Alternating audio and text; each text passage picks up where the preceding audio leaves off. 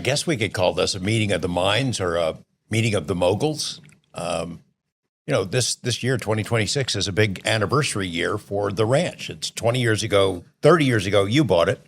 10 years ago, you bought it. Have you guys spoken to each other since that exchange was made? So we've actually bought the farm. Is that what you're trying to tell us, right? Yeah. Yeah. Have you spoken to each other since then? So we had, I'll take that first. We had some great dialogue. I had the privilege of flying down here to Las Vegas to meet with Robert and to see his incredible aerospace facility out in North Las Vegas and have the discussion around the potential acquisition of the ranch. We continued that dialogue, turned it over to our attorneys, and ended up concluding that. And I think within a year or two, we hosted a gathering in Salt Lake City with many of the former members of the NIDS and BASS team, as well as my team of scientists and engineers, and really used that as a foundation to kick off our stewardship and investigation of Skinwalker Ranch with the Bigelow team's advice and guidance. But since that time, we've both been crazy busy going different directions, and this is without question, George, I think a most historic moment for these topics. Not just a discussion about Skinwalker Ranch and the most scientifically studied paranormal hotspot on the planet, but I think this is historic in that we're touching on topics that I believe people should be paying more attention to than ever. I agree. Yeah. So last night we were deep diving into consciousness. Well, we're gonna go there. We're gonna, I think, maybe break some news today about future of the ranch and the investigations of this nature. But I want to review some of what the water that's gone under the paranormal bridge, so to speak. And 30 years ago, the scientific investigation began. It is the most intensely studied paranormal UFO hotspot in the world because the investigation's been ongoing. But I'm wondering if we can get into, sort of what we learned. Robert, when you bought the property in 1996, did you have a game plan? I mean, it wasn't exactly a blueprint for studying a place like that, but you go there because it had a lot of UFO activity in the Uinta Basin and on the ranch and some mutilations. You didn't know all the other stuff that was going on there, though, did you? We had operated that ranch prior to the contract with DIA for quite a few years, so we knew back in, I think we contracted for that ranch with Terry Sherman in 95, was it? 96. About 95. The DIA contract started in September of 2008. So we already had a history. And it wasn't just focused on what was happening on that ranch. It was other ranches, sister ranches, contiguous to it and outside of that for some distance. And we particularly established a strong rapport with BIA and the Deputy Sheriff's Department. And we gained enormous information by what they saw, what they chased, what happened in their homes, what happened in broad daylight in their front yards. When I never will forget a story by one BIA fellow, and he said that his wife was hysterical. She was out in the yard with her little boy, and this thing jumped over this alien creature, jumped over a cyclone fence like it was nothing, way over it, and got jumped on top of the roof of their house, as I recall, and she went hysterical, and then it leaped enormous distances, like maybe 50 feet at a time, and disappeared. So her husband drove to the house very quickly and checked everything out and so forth. But that anomalous kind of story and creature, which is unbelievable, was part of the the data that we had and the number of testimonies, reliable witnesses that we had, in addition to the sheriff people and the VIA people themselves, not just their family members. So we got into some really interesting things that were amazing. And I think you guys covered a couple of the stories in the Skinwalker, where the motel, the creature that was trying to climb over a wall, a pony wall, and the dog was barking in an A-frame office at the motel, and there was a security guard there, and he walked down and called for assistance, and as the sheriff people got there, then they wound up chasing this thing, right? And they and it was going so fast they had a hard time keeping up with it before it dove into a bunch of houses on the res. Isn't that the story? I believe it was. When you're first there, you fly down to see the rancher. You meet with him. He tells you some of what had been going on there. Then you buy the property, and your guys go in, and you start learning all this strange range of extraordinary events. You didn't know all that stuff was happening when you bought the place, right? No, because the volume of stories and personal encounters were far greater than the initial contact would tell you with somebody, as an owner. And we learned more and more on our own. And then we hired him as a manager for a year and a half or 2 years. He was the manager there. So he was the guy that already had the history. When we started the AAWSAP program, then it became much more elevated with far more staff, up to 50 people is what we had. But we encountered, people went to Brazil and outside of the United States and other places in South America. And so we were looking at other hotspots around the United States besides Skinwalker. We found a number of other locations that were very active also. In 96, in this building, the NIDS Science Advisory Board has its first meeting. And then a couple months later, you buy the ranch. But nobody had a game plan. You didn't know exactly the vast range of different experiences and phenomena that were there, just that it was a UFO hotspot and some mutilations. But there's no blueprint for what you're going to do. Did you know what the approach was going to be when you went in? You're winging it for a particular site. You know what if you research a lot about the phenomena and the subject matter, you're aware of all of the engagements nationwide and maybe globally. A lot of them, not all of them, but a lot of them. So it's not as though you're going in blind, totally blind, but you don't know obviously what a single location is going to produce.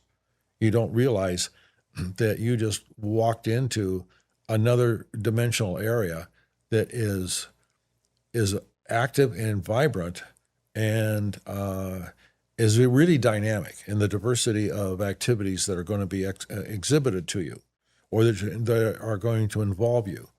And they're not always, there's no warning for what most of this happens. There's no, and a lot of things aren't repeated the same way twice. They're unique. A lot of them are unique. The draining of the batteries, and that happens. There are things like that are regular, but other more dynamic things are kind of customed, depending upon really what you're doing. And some version of interfering with what you're doing is going to occur. And then it has, over the years, the interference has become much more serious as time gone by. There's tremendous liability concerns, and it's become something that the risk of a living laboratory has become a far than any kind of normal laboratory that ever exists. It's the most unique kind of laboratory that ever exists in any kind of building anywhere on the planet.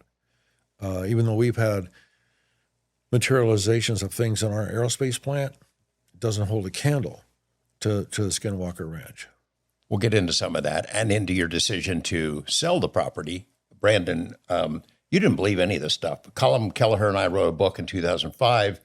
I recall the reaction from a lot of the public as we made it up, or Robert Bigelow made it up because he wanted to build a paranormal hotel on there and make a bunch of money, which was, of course, ridiculous and never an idea. Right. You had an idea when you bought it. You didn't believe it. You were a skeptic, and you thought, gosh, this is a really beautiful ranch. Maybe a great place for Boy Scouts, right? Exactly. At the time, I was on the board of the National Parks Council of the Boy Scouts of America, and was an Eagle Scout, and I saw this property as a beautiful opportunity and location for the scouting program and to inspire the next generations. But I wanted to satisfy my curiosity and to be able to, through the scientific method and through third-party experts, confirm that there really wasn't anything unusual happening on Skinwalker Ranch. And so I did indeed buy it as a skeptic with that in mind.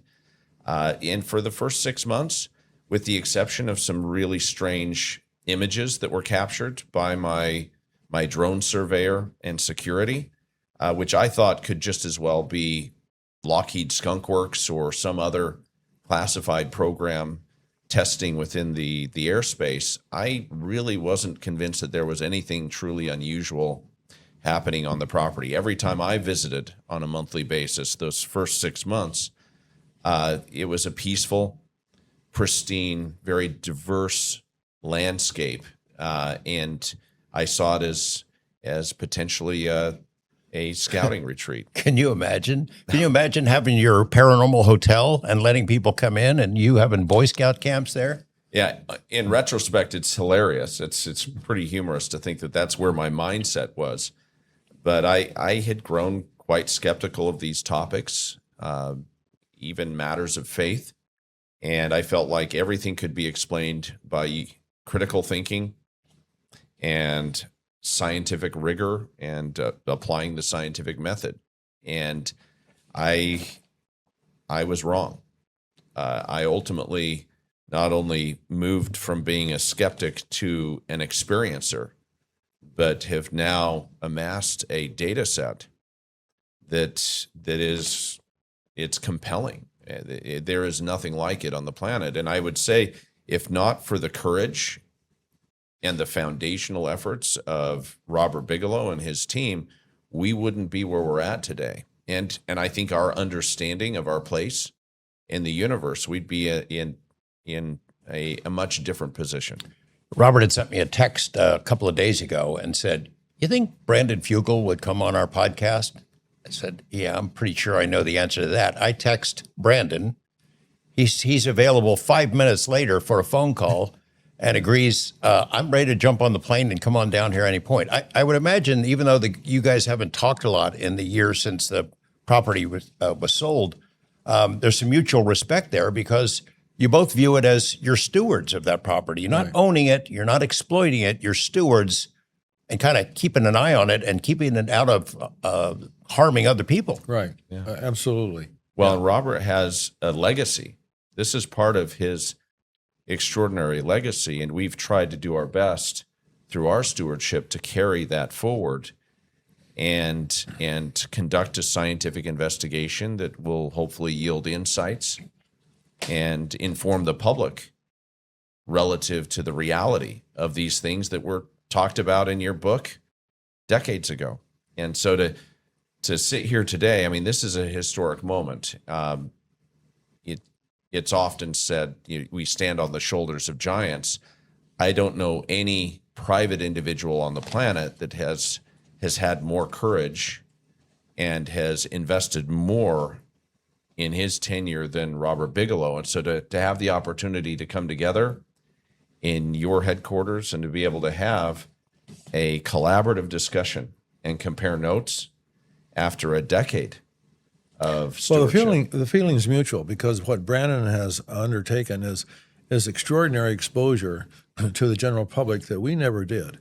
And so the general public has been elevated in their knowledge, thanks to him and the entire show, about things that go bump in the night, and about consciousness and things that are abnormal. So where else on TV are you going to find that kind of information?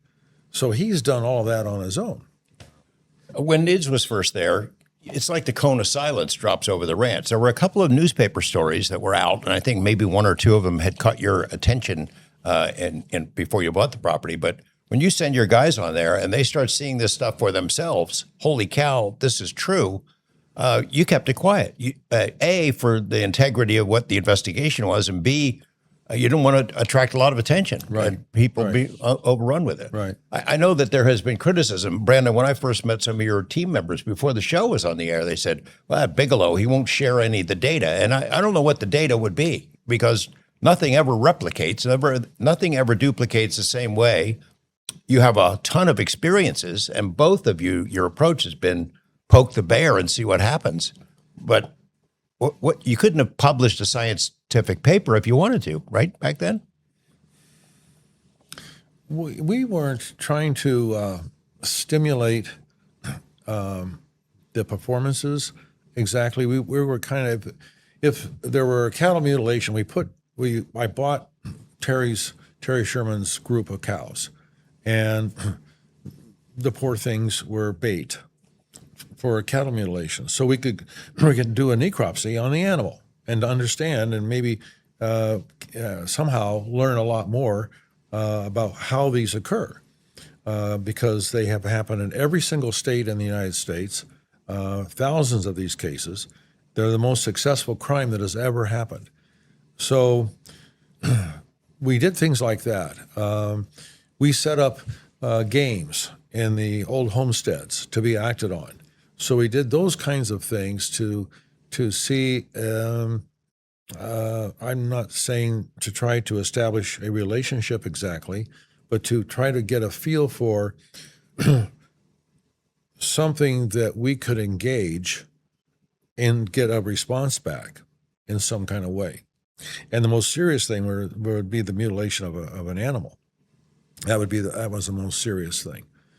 And so we had our security people there to keep people out, and that was kind of our thinking.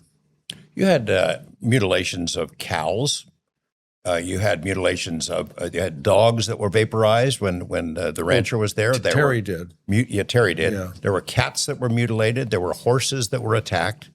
There were a lot of animals that were hurt in those days, right? There were. Then there were also animals that were just Disappeared. put into panic because of the balls of light. The balls that were red, as I recall, caused a mental disturbance in the animals, horses or cows, and put them into a panic. And I think there was a report where one of those was witnessed over someone's head. It might have been Terry that witnessed it, or maybe one of our people did. And the person, the human, was unaware that the ball was over his head. Terry had an encounter with a teal-colored, a ball, a turquoise-colored ball that was transparent, and inside was a kind of a liquefied energy form that was causing bolts of light flashing off inside the ball. There was a tremendous amount of energy in that. But it was communicating to his consciousness, and it was telling him, if you take another step further, and he was about 12 feet away, you're going to die. And he was so convinced, he backed off immediately. And we confirmed that with another person on another ranch contiguous to the west of the Skinwalker, and the same thing encountered when the ball was going up a hill, and the person was following it. Before they got to the top of the hill, the ball stopped and convinced the person they were going to die if they kept following it. So that kind of interaction, consciousness interaction, besides the physicality of being able to have locomotion that can dance around branches of trees and not hit a single one through a whole group of trees, is very interesting.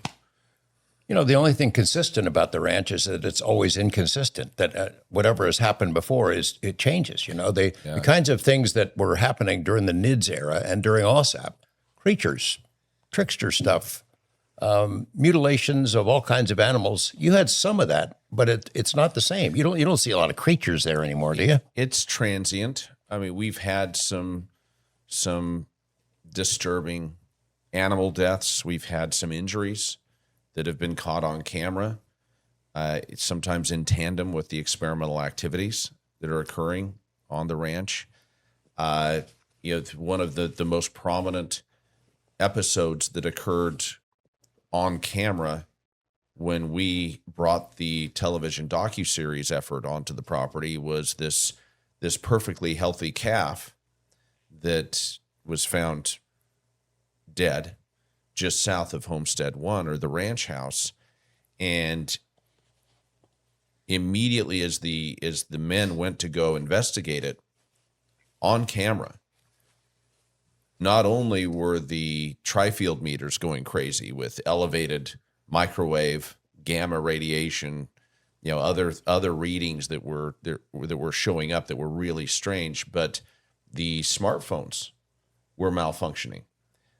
You had one individual, Thomas Winterton, who had a Samsung device, and you had Caleb Bench, who is, one of our security professionals, who is also active law enforcement. He is working with the sheriff's office at the same time as providing security services at the ranch. Both of these individuals had their phones simultaneously being manipulated before their very eyes in tandem with investigating this suspicious death of this perfectly healthy calf. And upon pulling up the surveillance footage of that area of the ranch to find out what happened, was there something that killed it? Was there a perpetrator involved? Exactly what time did that animal go down? Interestingly, right around the time that the animal went down, there was captured an object, a UFO, right above the tree line, simultaneous with that event. And that caused us to take a step back and view the events that were unfolding on the ranch quite differently. I mean, this was serious. And to see data, to see the equipment malfunction, the elevated readings that were coming off of the instruments, and also to see something unidentified that entered the space upon review of the surveillance footage, that changed the game significantly, and it caused us to double down on trying to understand the nature of what is happening. Because I think it as much as it's unpredictable, the one thing that we have been able to see emerge as far as patterns in the data are electromagnetic anomalies, rapid battery depletion, acute medical episodes, corresponding many times with unidentified aerial phenomena. They say that correlation does not mean causation. You always have to keep that in mind. But when you have enough correlations and data points, it forms a pattern of behavior and activity that is undeniable. Has anybody able to reverse engineer how you would do the stuff that is done to equipment at the ranch? Like, what system drains batteries just out of nowhere? What system knocks out cameras and affects phones? And how wouldn't it be handy to have a device that would do that all the time? But it's happened since the beginning, right? To manipulate closed systems? Yeah. Instantaneously. I mean, we're talking about completely dismantling or reprogramming closed systems on that property. How do you shut down 10 out of 10 missiles in a nuclear pod?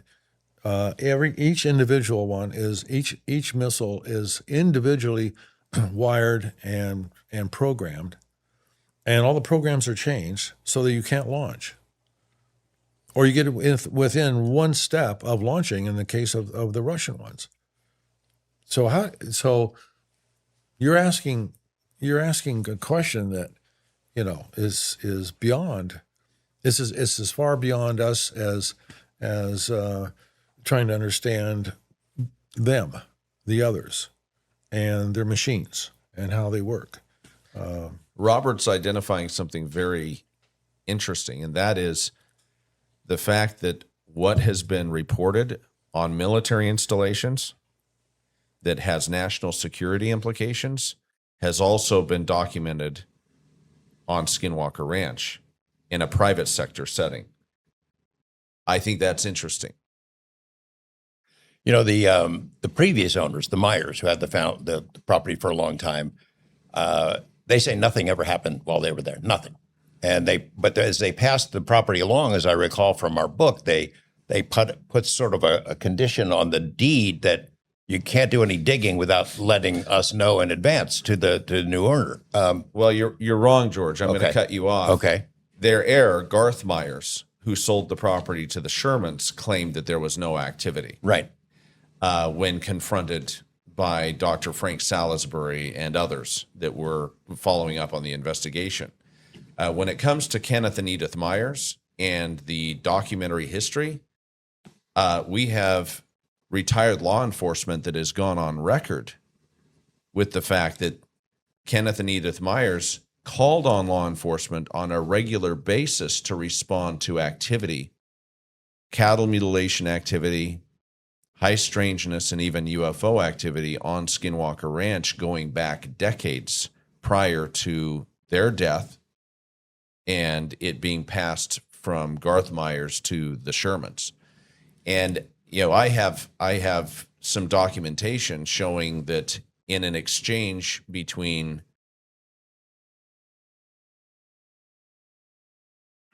Gwen Sherman and Garth Myers shortly after their acquisition and them being terrorized, when she confronted Garth and said, "Why didn't you tell us about this?"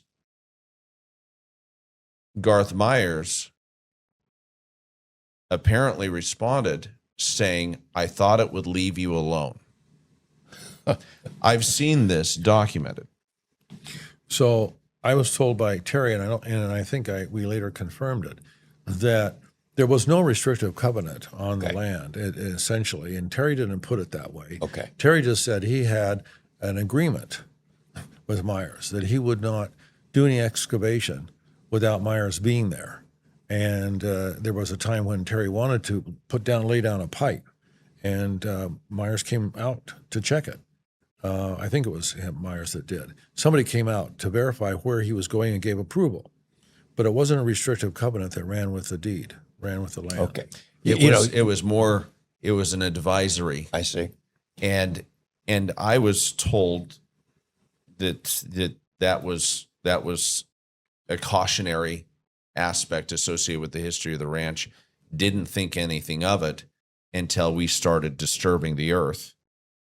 And when Thomas Winterton, my superintendent and ranch manager, who's been involved since April of 2016, since the month I purchased the property, when he started to do work to improve the ranch, and to move the earth, to create roadways and to make certain improvements,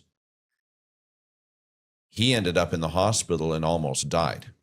And he was warned. He was warned telepathically to cease his activity or else, and he ignored it and proceeded and ended up in the hospital, almost lost his life.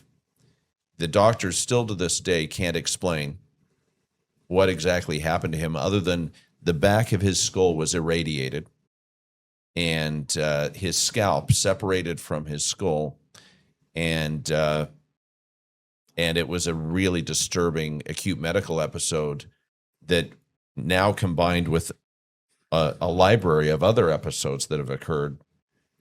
I think we talked about this last night, Robert. It's escalated. The activity on the ranch and the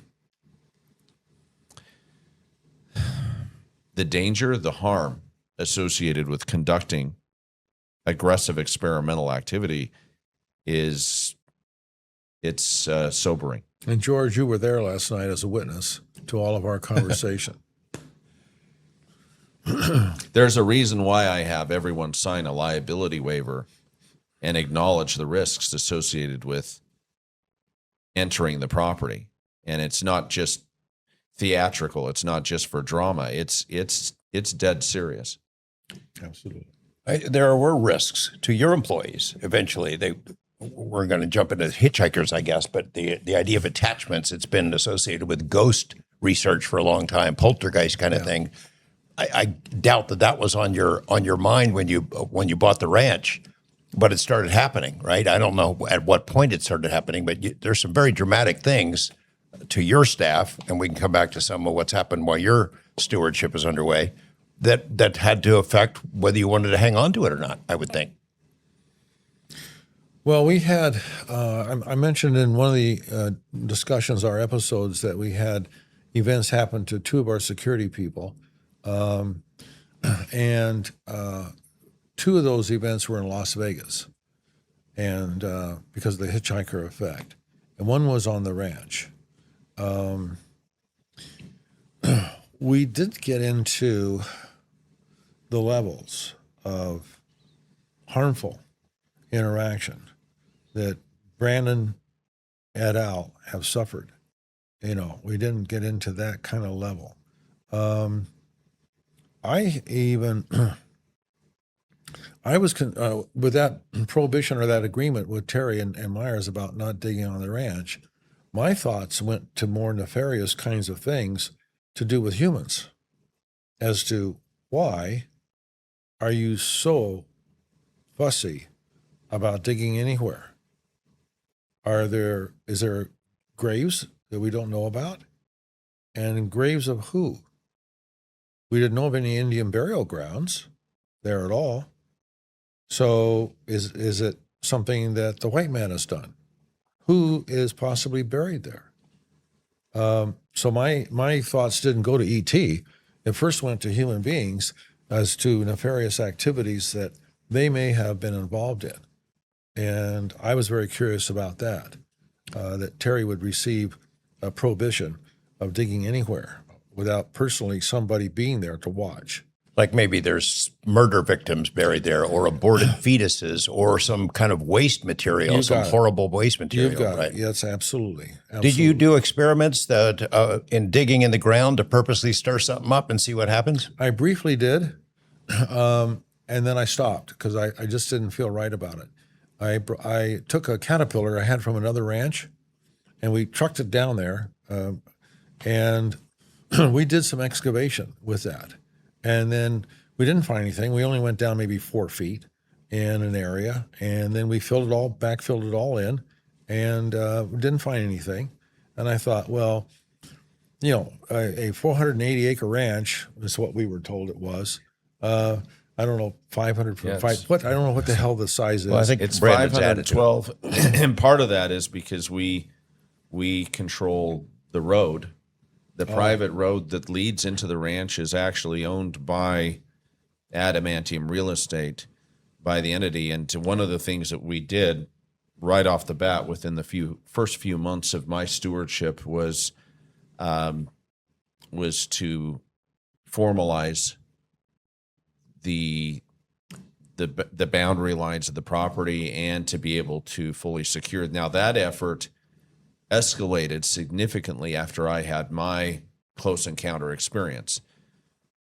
After October 14th of 2016, we proceeded aggressively to address how to install the right security measures, a full military-grade gated entrance, a guard shack,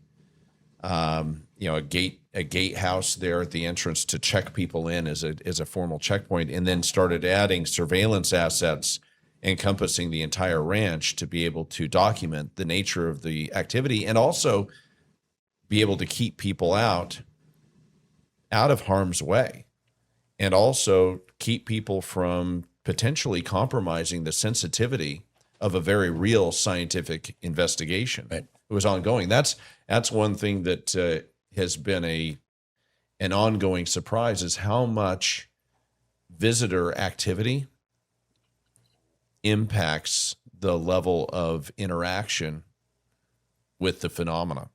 Certain visitors, depending on what they bring as far as intent to the property, will trigger sometimes to very negative results. There was a temptation I had one time to go ahead and dig more.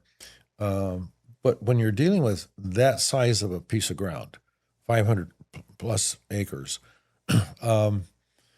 where do you start? Where are you going to end? Yeah. Because that's huge, right? So the odds are you're just not going to point to some area and dig and come up with things. Did you ever have a reaction to digging in the ground on purpose? I mean, No, no. no, I didn't. And it was so brief. And what we did was, I think we did it in one day. We just excavated, used the cat, dug up quite an area that maybe was, a quarter of the size of a football field. And then back, we put all the material back and into the ground and drove over it and compacted it. But I had hired a world-class remote viewer named Joe McMonagle on 2 occasions to remote view the ranch. And his results were tempting for me to do certain things to explore, but I never did them. You identified places where hey, you should look here or something bad? It was a blinded study. I knew about it, so it wasn't double blind, but he was blinded. So he had a longitude, latitude instructions in a sealed envelope that he couldn't open. But the sealed envelope was on the desk, and that's all he had to go on. And he drew and described, he nailed the ranch both times. I did it twice to reinforce the potential accuracy. And what was really interesting was after he did it all, and I said, what else are you feeling? Because remote viewing isn't just about geography. What else do you sense?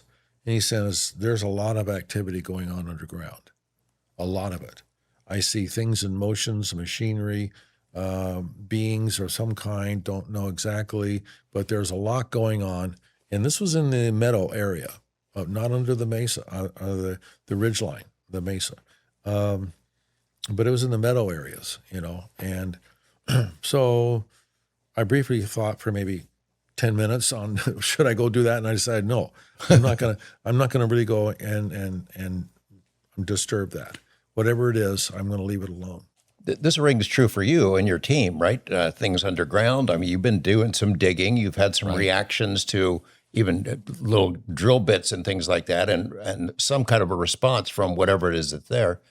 Yeah, well, not only do we see the persistent signal that appears, the 1.6 gigahertz signal that seems to appear within the space when we are conducting some of these activities, but as we have probed the mesa and conducted what I kind of characterize as more of a medical biopsy of the ranch in that area, we've seen some disturbing things play out. I mean, we had our caretaker ended up having a cardiac episode simultaneous with drilling activity and the signal appearing, and had to be rushed off the property. We had to cease the activity.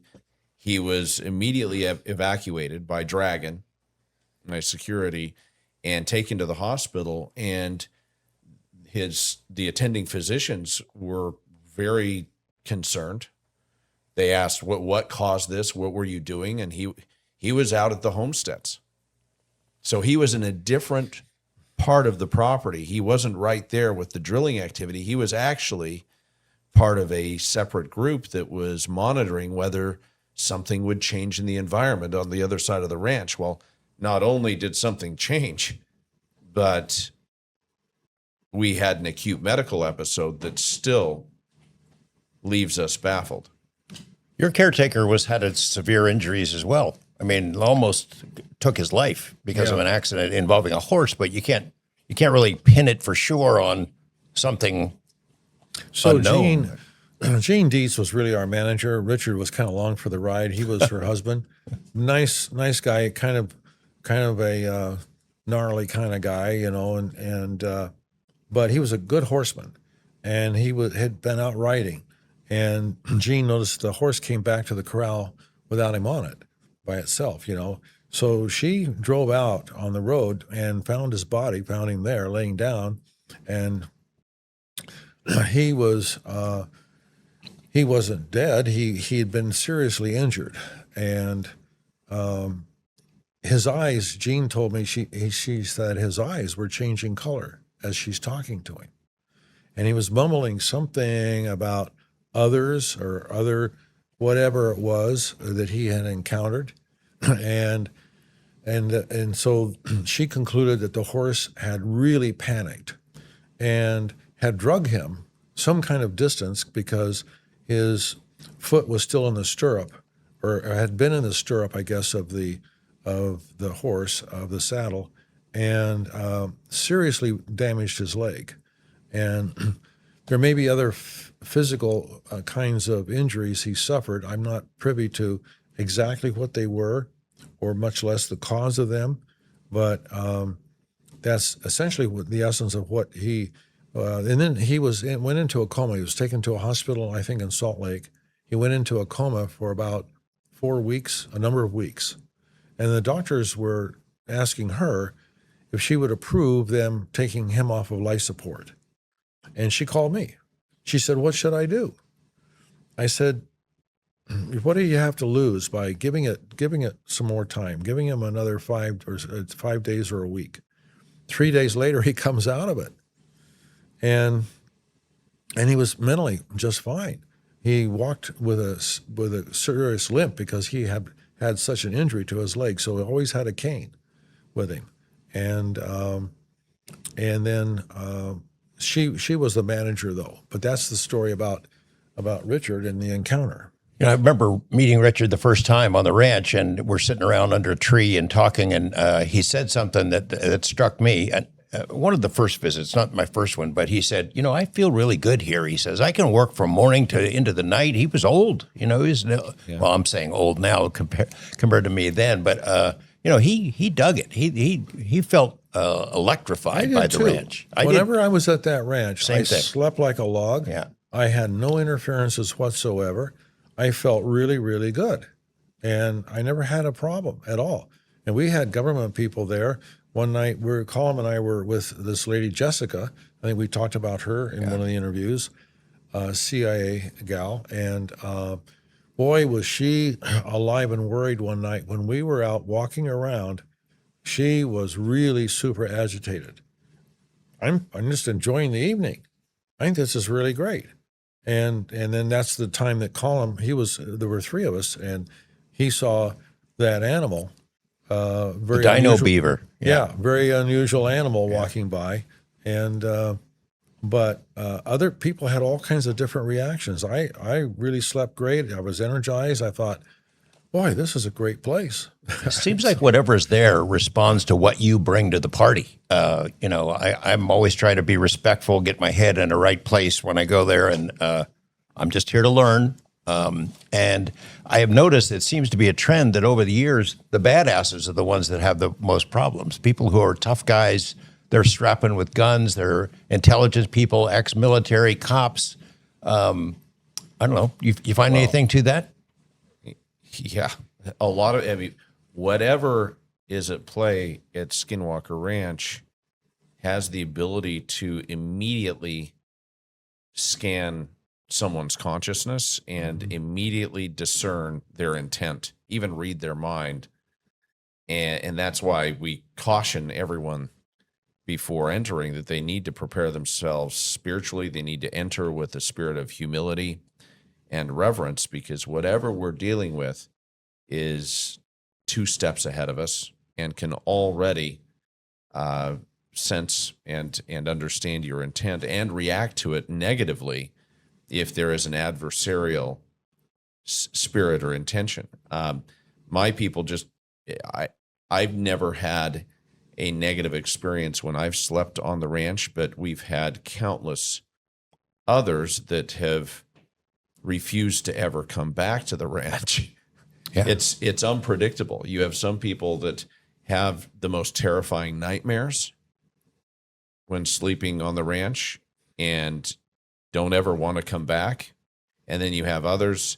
I mean, as I recall, I mean, that my first months of owning the property, I couldn't get over how peaceful and beautiful the property was every time I visited. And I thought, gosh, it's only a matter of time before we verify that there really isn't anything unusual happening here, and that anything unusual can be actually attributed to some natural cause, either something within the geology, or maybe it's the product of groupthink. And It was a small river running through it.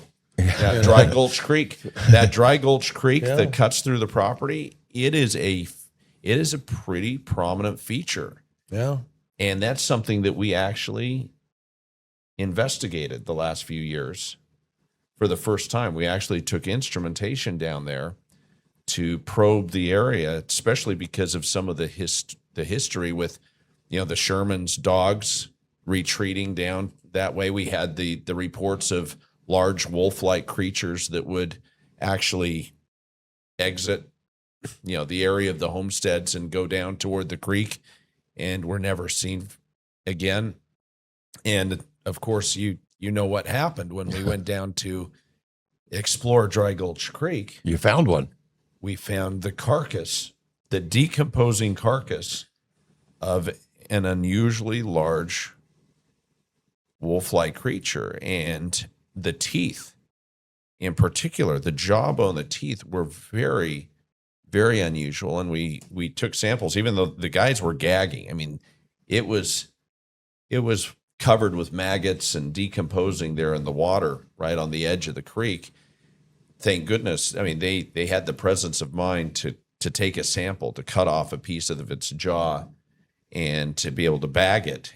They had Ziploc bags with them and put it in a protective bag to have it analyzed. And when we had our biologist, Ben Woodruff, analyze it, he was shocked to find out that the direct match, I mean, we're talking direct match to this jawbone, was an over 10,000-year-old extinct direwolf. And he was stunned. We were stunned. But what it did, George, is it actually added absolute validity to what many people believe to be fantastical accounts of large wolf-like creatures that were impervious to gunshots. Yeah.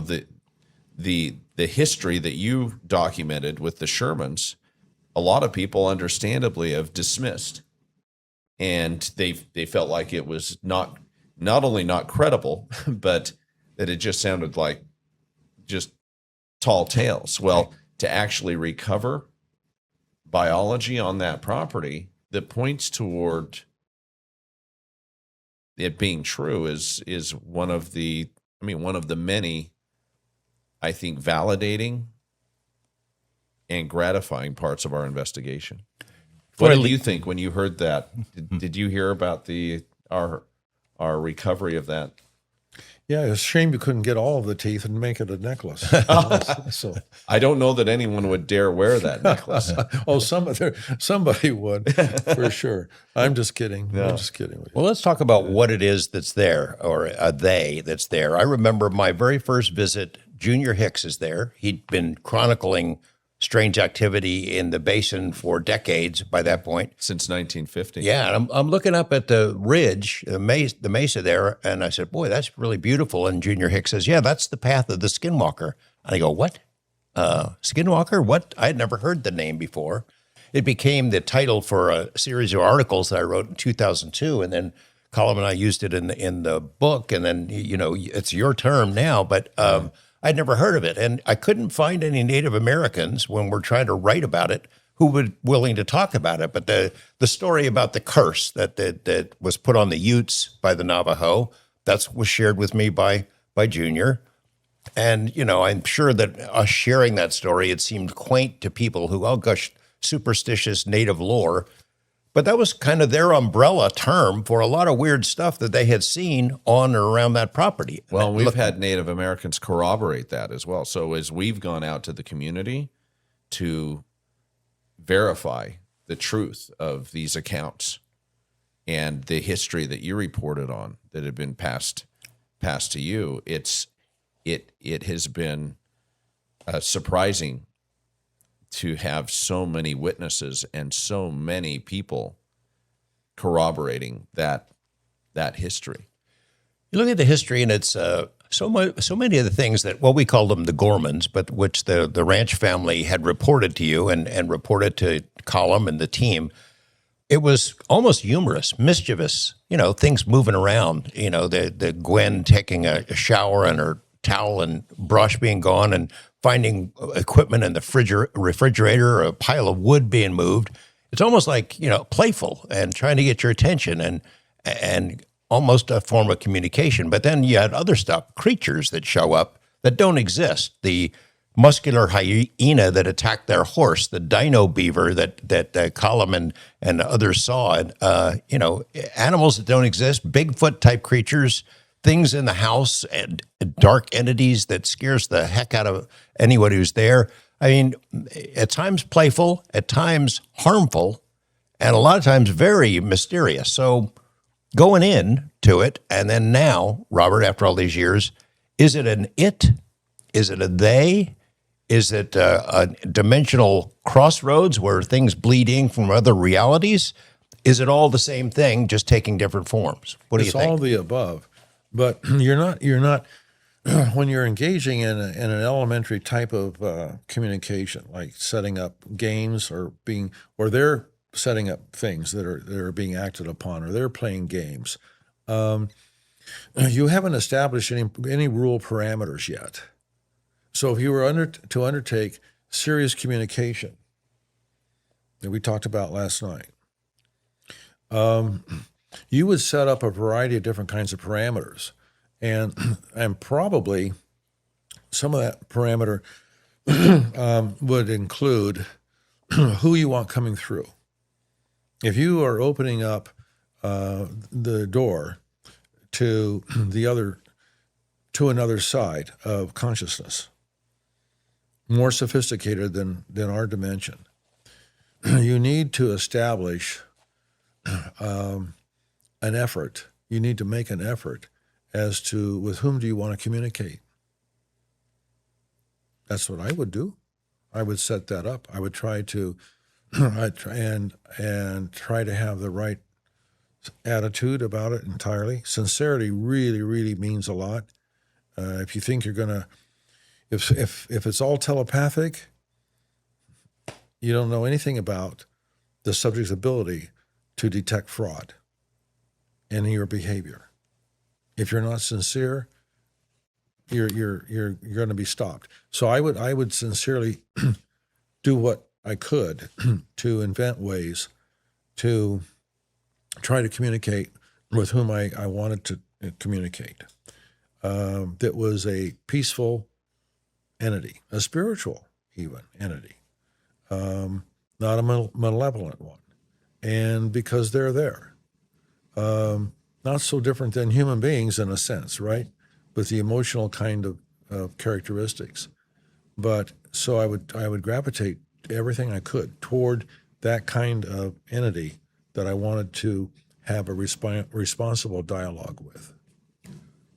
Sort of the same question for you, Brandon. You've been there a long time now, and so many different kinds of manifestations. I guess you can't, if the investigation's ongoing, you don't want to lock yourself into one position. You have flying saucers there. You think we equate that with ETs, right? But you have other kinds of phenomena that have nothing to do with what we think we know about aliens. So it's non-human intelligence. I think the safest way to characterize what we're interacting with, in my view, is that it's non-human intelligence. It's far advanced. It has capabilities that no one can explain based on our current understanding of physics or technology platforms. And there's a diversity of phenomena that exists. It's not just unidentified aerial phenomena or cryptid creatures that are not easily identified. You have shadow figures, you have spectral images that have appeared to a number of people during my stewardship you were there with the international superstar Robbie Robbie Williams, Williams. right. And when George came out with Robbie Williams to document what was happening with the ranch under my stewardship at that time, I had no desire to ever reveal my identity as the owner, and I forced them to mask my voice and to mask my identity. But during that fateful visit, a number of things happened, and most notably at the end of that visit, as everyone was retiring for the night, Mr. Williams' private security professional, was watching everyone kind of get ready for bed and go back down the back hallway in the trailer in the command center, and saw an image, a figure, a dark figure come through the wall and follow back into the hallway right before his eyes. And this is, you remember that security professional expressed his skepticism Coming into it. when they came in. When he arrived, he told me, I don't believe in any of this paranormal stuff, but I'm here simply to protect Robbie Williams. Well, and you can corroborate this, when he saw that spectral image appear and follow down the back hallway, he gave you guys Let's go. 5 minutes to pack up your things and to head to the airport and to make an exit. That's compelling. When you have a private security professional that is tasked with the health and safety of a high-profile global celebrity who expressed skepticism upon first entering the property, that ends up evacuating everyone because of his own witness of phenomena that he can't explain. I mean, that was pretty compelling. Thank you for listening to the Bigelow Podcast. Part 2 of our discussion with Brandon Fugal will be available Tuesday, September 1st. If you have any interesting questions you'd like to see us address, please send us a letter to 1899 West Brooks Avenue, Las Vegas, Nevada, 89032, care of Bigelow Podcast. Thanks.